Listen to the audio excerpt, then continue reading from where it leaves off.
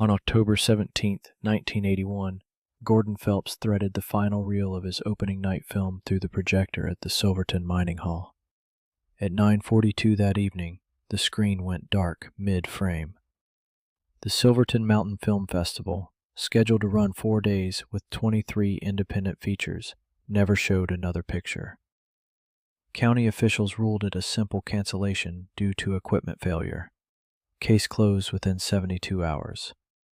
But they never explained why every print screened that night vanished from the projection booth, why the festival programs disappeared from every business in town, why Gordon Phelps drove his truck off Mullis Pass 3 days later, and why his body was recovered, but his briefcase, reportedly containing the master screening schedule, was never found. For 43 years, the festival that drew filmmakers from across the country has existed only in the memories of those who attended. And those memories, as it turns out, have been carefully managed. Helen Marsh had spent 19 years in the basement archives of the Colorado Film Preservation Society, cataloging prints that nobody watched and indexing festivals that nobody remembered. She was 54 years old, methodical to the point of obsession, and she had never once questioned why certain gaps existed in the historical record, until she found the ticket stub. It was tucked inside a donation box from a deceased collector's estate, a simple orange stub reading Silverton Mountain Film Festival, opening night, October 17th, 1981. Helen checked her master index. No entry for Silverton. She checked the State Film Commission records. No permits filed. She checked newspaper archives for San Juan County. Every mention of the festival had been clipped from the microfilm, the cuts so precise they could only have been made by someone with archival training. That's not deterioration. That's surgery. The donation box had belonged to Earl Sutton, a retired projectionist who had worked festivals across the Mountain West for 30 years. His widow, living in a care facility in Durango, had cleaned out his garage after his death and sent everything film-related to the Preservation Society without sorting it. Helen drove 4 hours to see her. Mrs. Sutton, I'm trying to locate records from the Silverton Festival. Your husband's collection included a ticket stub. Earl never talked about Silverton. He was there? He worked the projection booth? I didn't say that.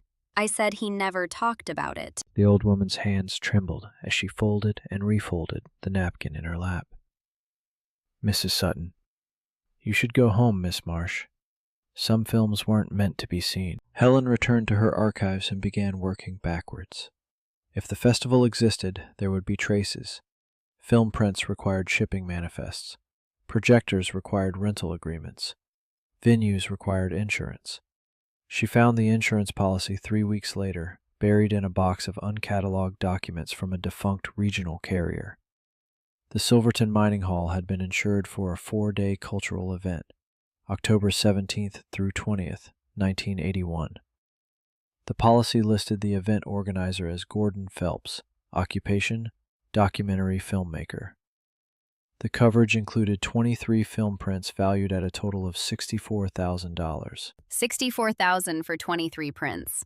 That's almost $3,000 per film. Independent films on 16mm didn't cost $3,000 to print. Not in 1981. Not unless they contained something worth protecting. Gordon Phelps had been 41 years old when he died. His filmography, what remained of it, consisted of 3 nature documentaries about Colorado wildlife and 1 unreleased project simply titled Mountain Work. Helen found his ex-wife living in Pueblo, remarried twice since, working as a receptionist at a dental office. Diane Phelps agreed to meet at a diner on her lunch break. I haven't heard that name in 30 years. Gordon, I mean, not the festival. You were married during the festival. We divorced 2 months before. He said he had something important to finish, something that would change everything. Did he tell you what the festival was really about? Diane stirred her coffee without drinking it. Gordon didn't drive off that pass by accident, Miss Marsh. He wasn't the type to make mistakes with mountain roads. Helen requested Gordon Phelps' death certificate from the San Juan County Coroner's Office. The original had been destroyed in a records room flood in 1983. The backup copy, stored at the state level, had been removed for review in 1984 and never returned. She tried the sheriff's department. The incident report existed, but it had been sealed by court order in 1985 at the request of an unnamed party. I can tell you what's in the public summary if that helps. Please. Single vehicle accident, October 20th, 1981, approximately 2 a.m. Vehicle left roadway at mile marker 47 on Highway 550. Driver deceased at scene. Case closed. No investigation warranted. No investigation? For a death? That's what it says. I don't write them, ma'am. I just file them. Helen drove to Silverton on a Friday in early September, 43 years after the festival that officially never happened. The mining hall still stood on Green Street, converted now to a gift shop selling turquoise jewelry and commemorative mining equipment. The owner, a transplant from Phoenix, had never heard of any film festival. Neither had the woman at the Historical Society. Neither had the bartender at the Bent Elbow, who claimed his family had owned the bar since 1952. October 81? I would have been 14. I remember everything that happened in this town back then. No festival. There are insurance records. A ticket stub. The hall was rented. Lady, I'm telling you. Nothing happened here in October 81. His voice was steady, but his eyes kept moving to the door. The Silverton Standard and the Miner, the local newspaper since 1875, kept its archives in a storage room behind the current office. Helen asked to see the October 1981 issues. The editor, a young woman named Rachel, who had only been in town 3 years, brought out the bound volume. Looks like we're missing a few pages. October 15th through 22nd. Missing how? Cut out. Clean as anything. Before my time, obviously. Helen held the volume up to the light. The cuts were identical to those in the state microfilm archives. Same blade angle, same precision. Who had access to this room before you? The previous editor. But he's been dead since 94. And before him? I don't know.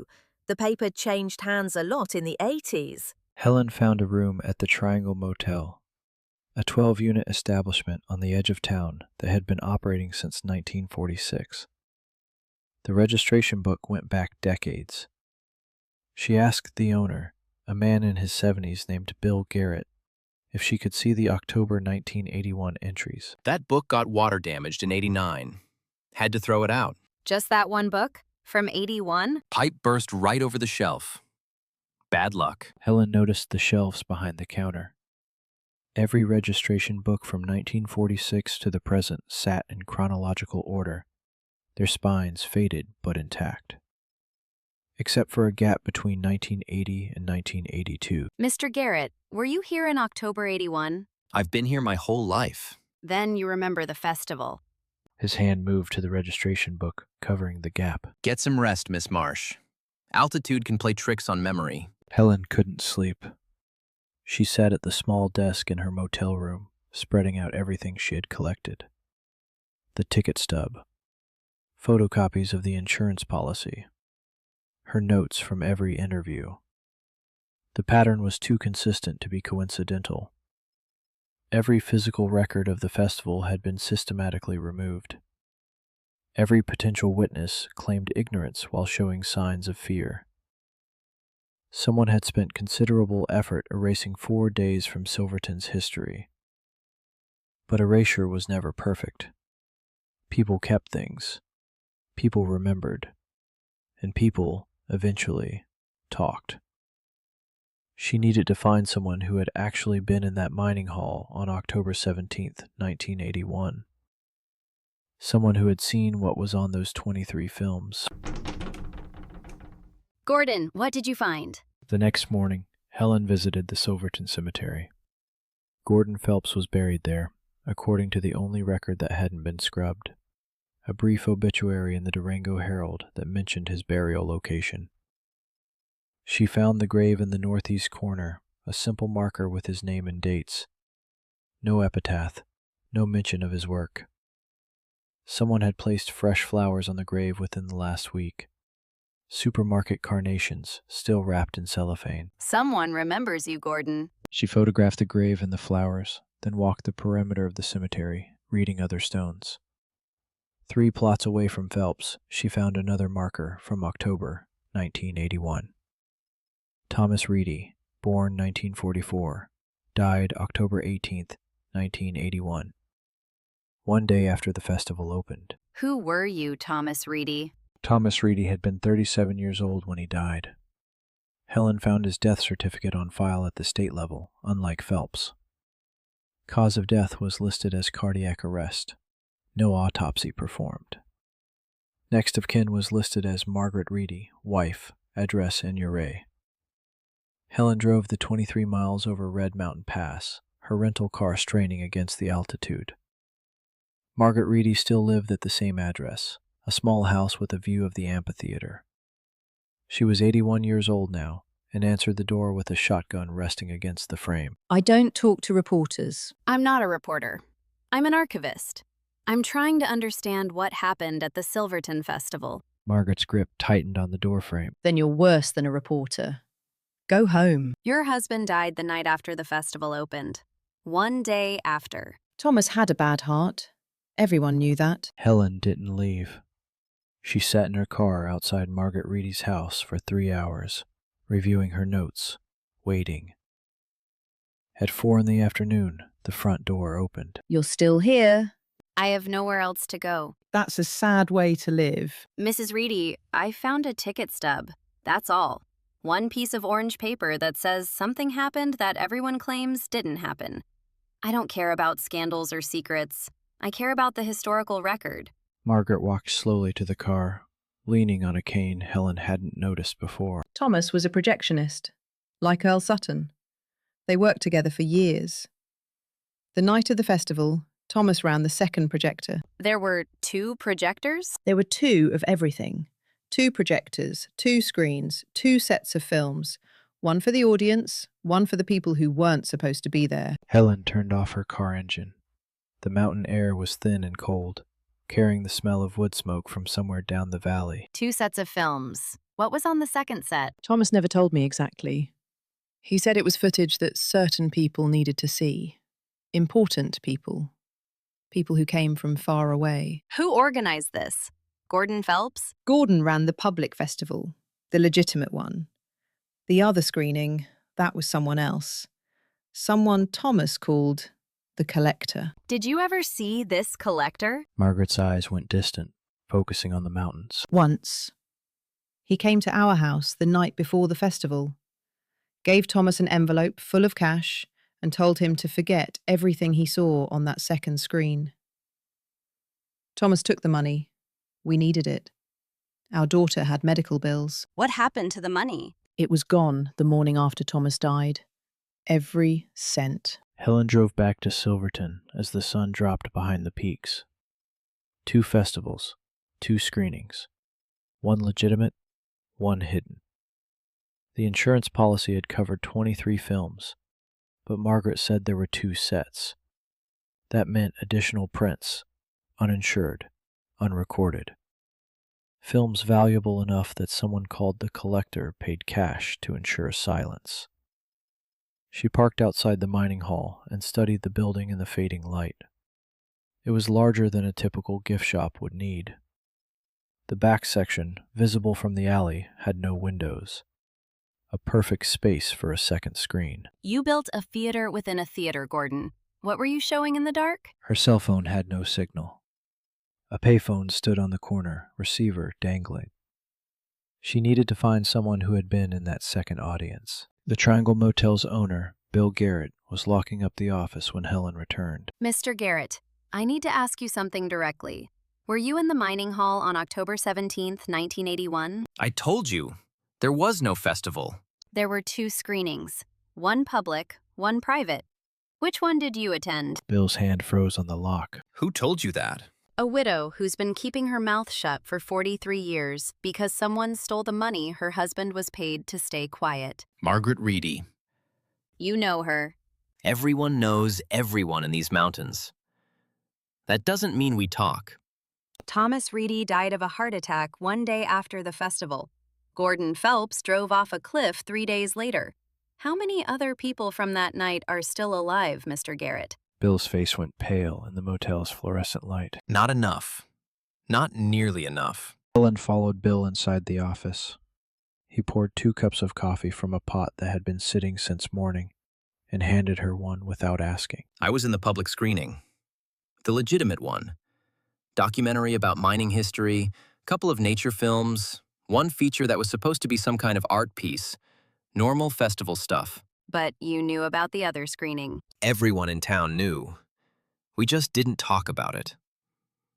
The collector paid good money for the hall, for the rooms, for everyone to look the other way. Who was he? I never saw his face. He always sent someone else to handle the arrangements. A younger man, city type, drove a black sedan with government plates. Government plates. Colorado State.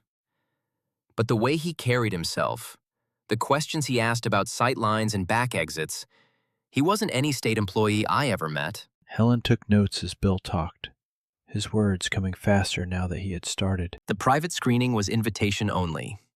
Maybe 30 people, all from out of town. They arrived the day before, kept to themselves, paid cash for everything. Didn't use their real names. How do you know they weren't real names? Because 3 of them signed the register as Smith, 2 as Jones, and 1 as John Doe. They weren't even trying to be subtle. What about the films they came to see? Nobody local saw them. The second projector was in a room behind the main hall. No windows, separate entrance through the alley. Thomas Reedy and Earl Sutton ran the equipment. They were the only townspeople allowed inside. And Gordon Phelps? Gordon was the only person who moved between both screenings. He introduced the public films, then disappeared into the back room. Whatever was on those reels, he was the one who brought them. Helen asked the question she had been circling around for days. Mr. Garrett, what do you think was on those films? I don't think anything. I know better than to think. 2 men are dead. The records have been erased. Someone went to enormous trouble to make sure this festival never officially existed. That takes resources. That takes organization. That takes a reason. Bill finished his coffee and set the cup down hard. Miss Marsh, I've lived in these mountains my whole life.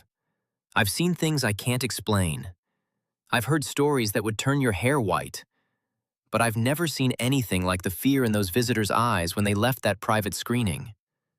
Whatever Gordon showed them in that back room, it wasn't entertainment. It was proof. Proof of what? That's the question that killed him. Don't let it kill you. Helen spent the next 3 days in the Denver Public Library, searching for any connection between Gordon Phelps and government film production.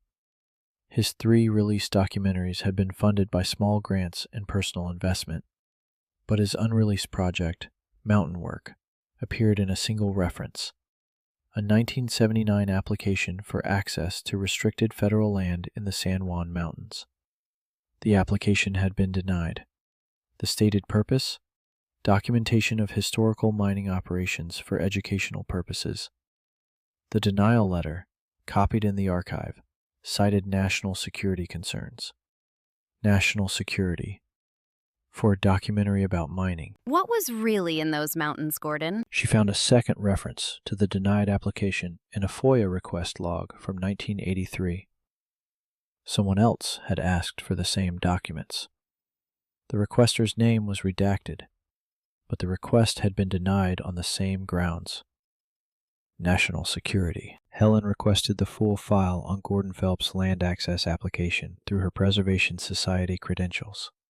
It took 2 weeks. When it arrived, most pages were redacted with heavy black ink, but one document had been incompletely censored. A map of the San Juan Mountains with a circled area near an abandoned mine called the Dolorosa.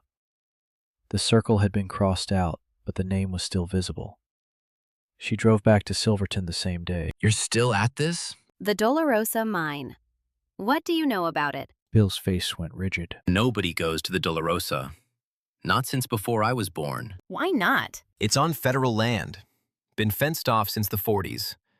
They say it's unstable. Could collapse any time. But Gordon Phelps tried to film there. Gordon tried a lot of things. Look where it got him. Helen found the Dolorosa mine on a topographical map from 1937. It had been a silver operation, active from 1882 to 1941. According to state records, it had been acquired by the federal government in 1943 for reasons listed as classified. The acquisition coincided with the Manhattan Project. She cross-referenced dates. The San Juan Mountains had never been publicly linked to atomic research, but the timeline fit. Remote location, existing underground infrastructure, federal secrecy. They weren't mining silver after 43. They were mining something else. Or they were hiding something. The festival had taken place in 1981, 40 years after the federal acquisition. Gordon Phelps had been denied access in 1979. 2 years later, he organized a film festival that didn't officially exist. The connection was there. She just couldn't see it yet. Helen drove toward the Dolorosa mine on a clear October morning, 43 years almost to the day after the festival. The road turned to gravel after 5 miles, then to dirt. A federal fence blocked the final approach, chain link topped with barbed wire, signs warning of unstable ground and federal prosecution. She parked and walked the perimeter.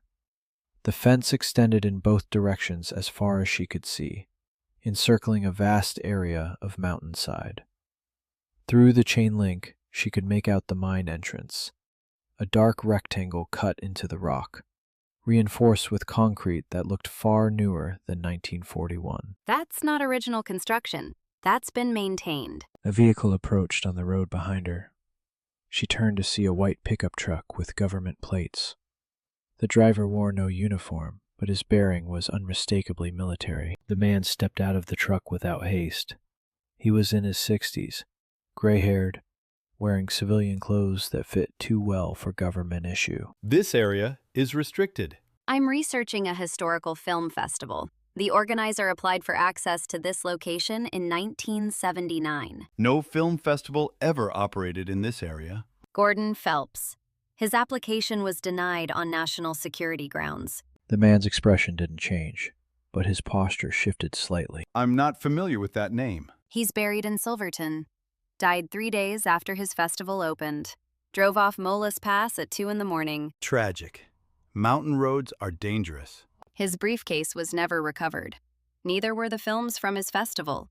The man walked slowly toward her, his eyes never leaving her face. Miss Marsh, you should return to Denver.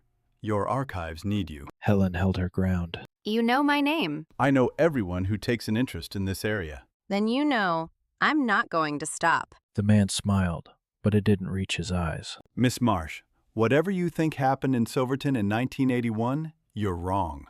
There was no festival. There were no films. Gordon Phelps was a troubled man who made poor decisions.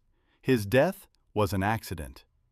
The historical record reflects reality. The historical record has been systematically erased. Erosion, floods, fires. Records are fragile. The cuts in the newspaper archives were made with a blade. The same angle, in multiple locations. For the first time, the man's composure flickered. You should be very careful about the conclusions you draw, Miss Marsh. Very careful indeed. Helen returned to the Triangle Motel to find her room had been searched. Nothing was missing, but everything had been moved. Her notes shifted to the left side of the desk. Her suitcase opened and repacked slightly wrong. Her research files in a different order than she had left them. Bill Garrett stood in the doorway, his face ashen. They came about an hour after you left. 2 men in a black sedan. Asked to see your room. I told them no. They showed me credentials I couldn't argue with. What kind of credentials? The kind that don't have agency names on them. Just numbers and signatures. Helen sat on the bed, her mind racing. Miss Marsh, whatever you're looking for, they already know you're looking. And they're watching. That night, Helen drove to Ouray to see Margaret Reedy again. The old woman answered the door without the shotgun this time. I heard you've been asking questions at the mine. Word travels fast. In these mountains, word is all we have. Margaret led her to a small kitchen, where a pot of tea sat waiting. Thomas kept something. I never told anyone. Not in 43 years. What did he keep? A frame. Just one. Cut from a reel before they took everything away. He hid it in his tobacco tin. I found it after he died. Margaret reached into her housecoat pocket and withdrew a small strip of film, no more than 4 frames long. I don't know what it shows. I've never had the courage to look. Helen held the film strip up to the kitchen light. The frames were grainy, shot on 16mm, clearly documentary footage rather than fiction. She could make out a rocky surface, what looked like a cave or mine shaft, and in the final frame, a shape that made her breath stop, a metal object, cylindrical, partially buried in the rock. It bore markings that were not English, not any alphabet she recognized. Mrs. Reedy, do you know what this is? Thomas said it was the reason they came. The visitors, the collector, all of them. They came to see proof. Proof of what? That something had been hidden in the Dolorosa since before the war. Something they dug up and moved somewhere else. Something the government didn't want anyone to know existed. What happened to it? I don't know, but I know Gordon Phelps filmed it before they moved it, and I know they killed him for having the evidence. Helen photographed the film strip with her camera, then asked Margaret to keep it hidden. On the drive back to Silverton, she processed what she had seen. An object with unknown markings, buried in a mine that had been federally acquired in 1943.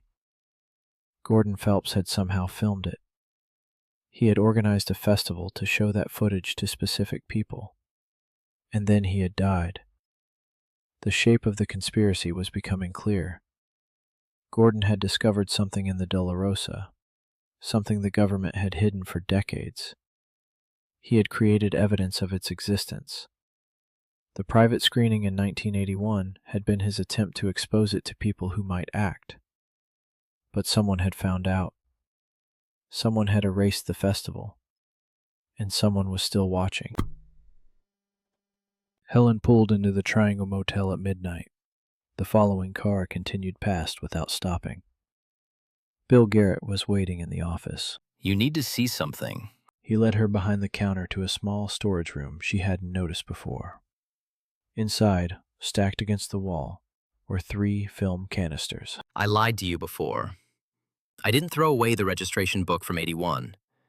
I hid it. And I hid these. What are they? Gordon Phelps gave them to me the night before he died.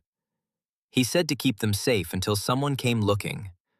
Someone who wouldn't stop asking questions. Helen's hands trembled as she touched the canisters. I've never opened them. I was too afraid. But I've been waiting 43 years for someone like you, Miss Marsh. Someone who needed the truth more than they feared the consequences. Helen drove through the night to Denver with the film canisters in her trunk.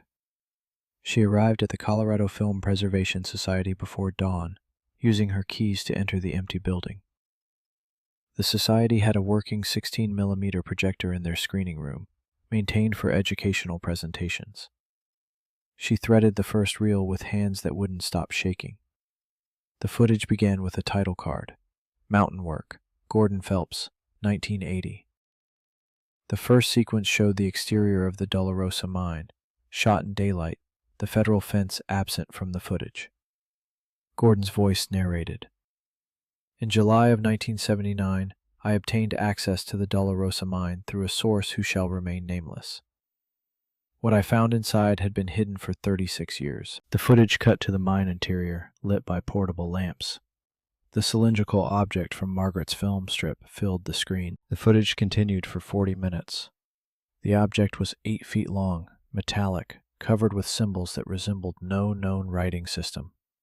Gordon's voice explained that it had been discovered by miners in 1941, reported to the federal government, and concealed under the guise of wartime security. It had been studied in place for 40 years, never moved, never publicly acknowledged. I don't know what this object is. I don't know where it came from. But I know it's real, and I know the government has hidden its existence from the American people for 4 decades. This footage is my insurance.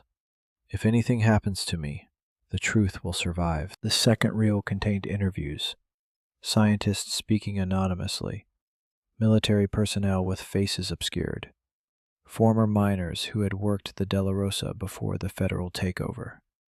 All of them confirmed the object's existence. None of them knew what it was. The third reel was different.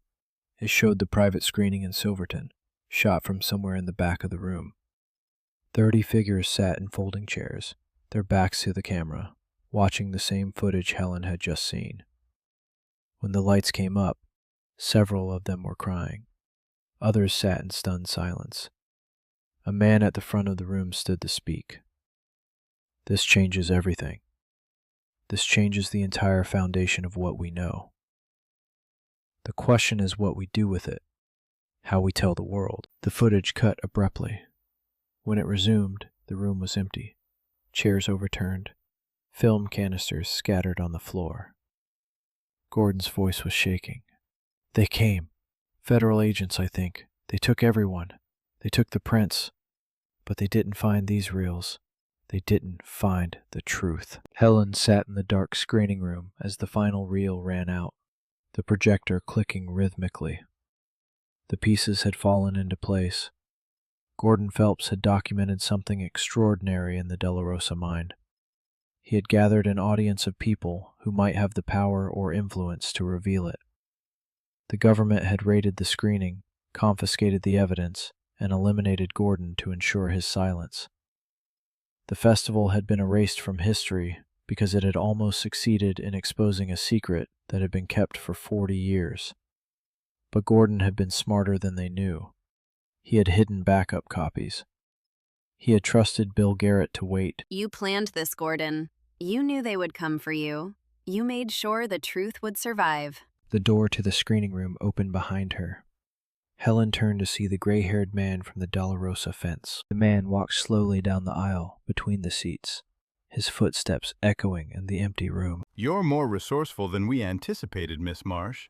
Who is we? People who have spent a very long time ensuring that certain information remains contained. The object in the mine. What is it? The man stopped a few feet from her chair. Something that doesn't belong here.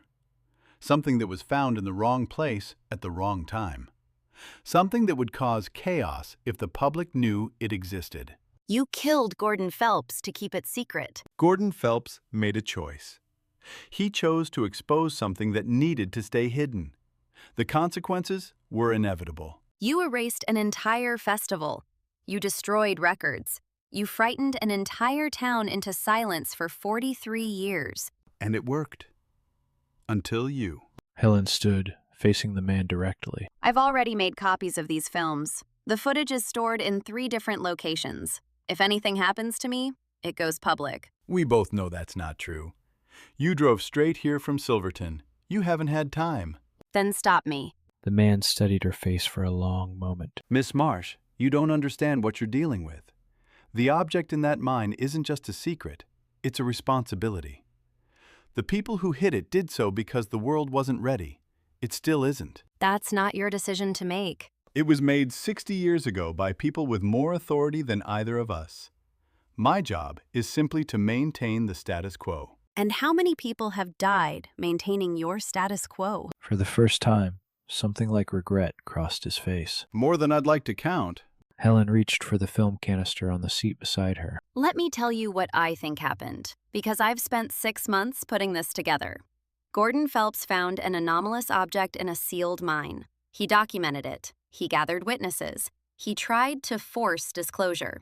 Your people raided his screening, confiscated the evidence, and murdered him to ensure his silence. You erased every record of the festival. You intimidated the townspeople into decades of silence. But you missed 3 reels of film and 1 4-frame strip that a projectionist's widow has kept hidden in her kitchen for 43 years. The object exists. The cover-up exists.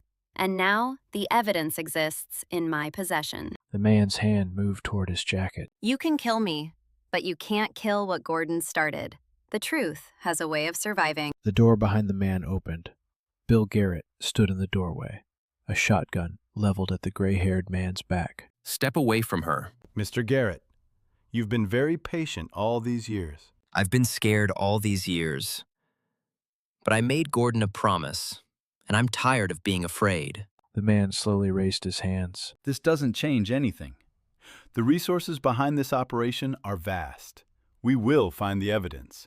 We will contain it. Maybe, but not today. Helen gathered the film canisters and walked toward the door. Bill kept the shotgun trained on the gray-haired man as she passed. Mr. Garrett, thank you for waiting, for remembering. Gordon was my friend. Some debts take 43 years to pay. Helen drove north through the dawn, the film canisters on the passenger seat. Bill had stayed behind to deal with the authorities he was about to call. The gray-haired man had let them leave without resistance, his final words echoing in her mind. This doesn't end here. She knew he was right. The organization he represented would regroup. They would search for the evidence.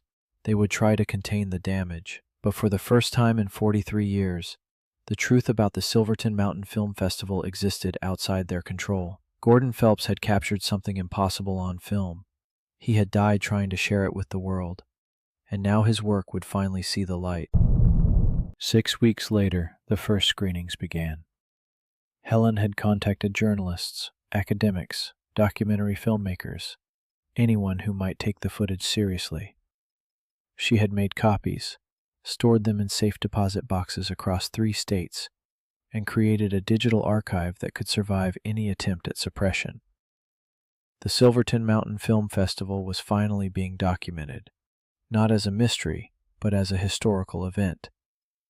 The object in the Dolorosa mine remained classified, its nature still unknown. But Gordon Phelps' footage existed. The witness testimonies existed. And Helen Marsh had done what she had spent her entire career training to do. She had preserved the record. The festival that never happened had finally been remembered. And some truths, once recorded, can never be fully erased.